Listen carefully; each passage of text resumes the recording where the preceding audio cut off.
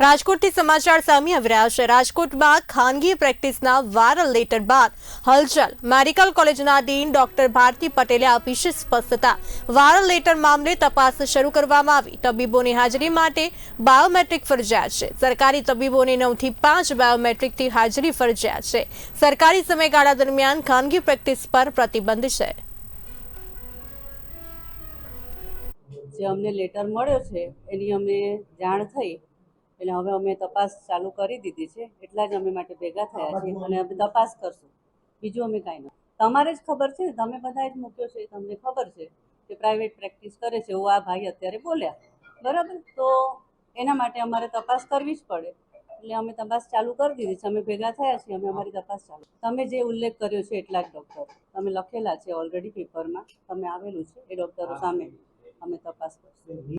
એ બધું જ હમણાં અમે તપાસ કરીએ છીએ। એ તપાસ કરીને જ પછી અમે કહેશું, એમને મને નહીં। નિયમમાં શું નિયમ, જે ડૉક્ટરો પાસ આઉટ થાય એને એક વર્ષની SRC હોય છે અને પછી ગવર્મેન્ટ આસિસ્ટન્ટ પ્રોફેસર તરીકે નિમણૂક આપે છે। તમે ઓલરેડી પેપરમાં આપેલું જ છે કયા વિભાગના છે, એ ઓલરેડી છે જ, હજુ નથી આવી જશે। પણ અત્યારે અમને તમારા તપાસ માટે અત્યારે મળ્યો છે એટલે અમે તપાસ ચાલુ કરી દીધી।